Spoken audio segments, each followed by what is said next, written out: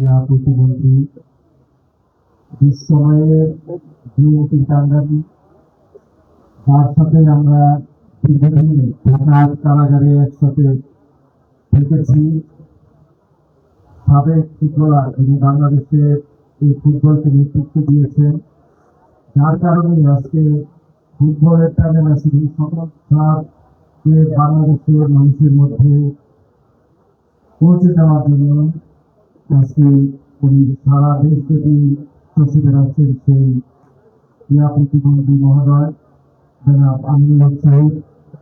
আজকের অনুষ্ঠানে উপস্থিত প্রধান বক্তা জনাব নজরুল ইসলাম আজাদ, যিনি আমাদের ভাই আড়াইহাজার থেকে নির্বাচিত আড়াইহাজার দুইয়ের সংসদ সদস্য, এবং সোনাগা সংসদ সদস্য জনাব আজহার ইসলাম সাহেব, এবং আমাদের মাঝে আরো উপস্থিত আছে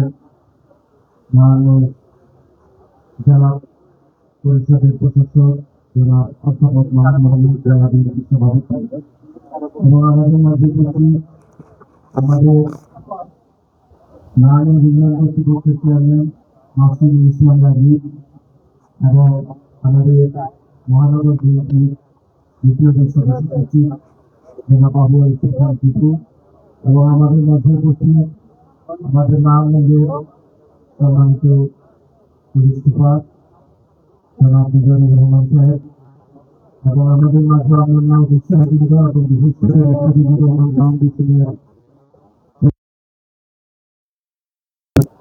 আজকে নারায়ণগঞ্জ ফুটবল একাডেমি কর্তৃক আয়োজিত মুস্তাফিজুর রহমান ফাউন্ডেশন কর্তৃক আয়োজিত এই অনুষ্ঠানে উপস্থিত হতে পারে আমি নিজেকে ধন্য মনে করছি। আজকে ক্রীড়া প্রতিমন্ত্রী সাহেব এসেছেন, আমি কিছু দুর্নীতি, কিছু অনিয়ম, যেটার কারণে এই মাঠটার আজকে এই দুরবস্থা।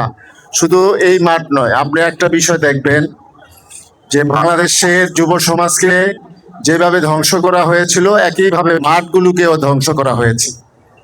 আপনি একটা জিনিস দেখেন, ওই পিছন দিয়ে আমাদের এই জেলা ক্রীড়া সংস্থা তৎকালীন আওয়ামী লীগের আমলে কত কর্মঠ ছিল। তারা ওখানকার জমি হচ্ছে 10 লাখ 20 লাখ টাকা শতাংশ, আর জেলা এই স্টেডিয়ামের জায়গায় যে সামনে দিয়ে নতুন নতুন বিল্ডিং গুলি দেখছেন, সেটা হলো কোটি কোটি টাকা শতাংশ। সেই জায়গার সাথে ওই শামীম ওসমানের এক আত্মীয়র সাথে ওই জায়গার বদল করেছে।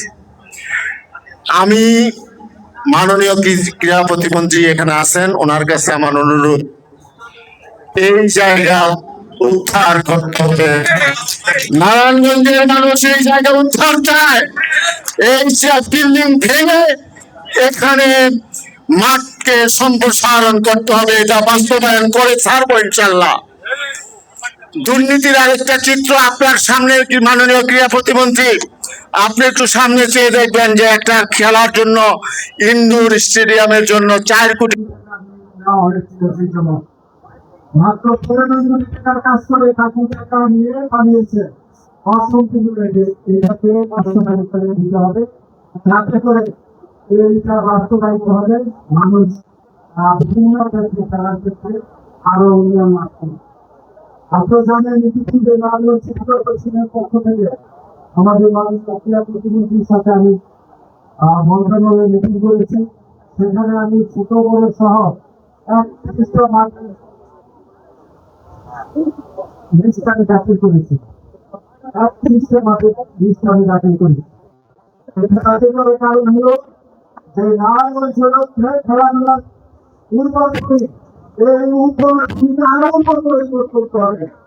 আপনারা দেখেছেন এই নারায়ণগঞ্জে চুন্নুর জন্ম হয়েছে, মুন্নার জন্ম হয়েছে, কারো ছোট ছোট প্লেয়ারের জন্ম হয়েছে। আজকে সেটা কিন্তু বন্ধ হয়ে গিয়েছে। সেটা তো আবার আমাদেরকে মানুষ থেকে যে অবস্থান আমাদেরকে তৈরি করতে হবে, সেটার জন্য সরকারের সাথে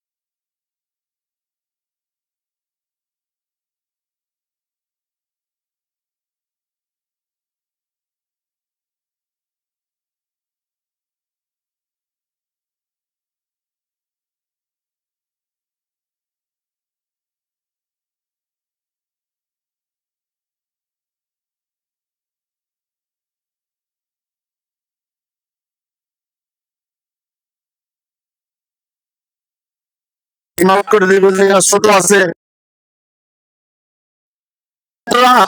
আমাদের জন্য, দেশের জন্য, সমাজের জন্য অভিশাপ না হয়ে সম্পদে পরিণত হয়, সেই লক্ষ্যে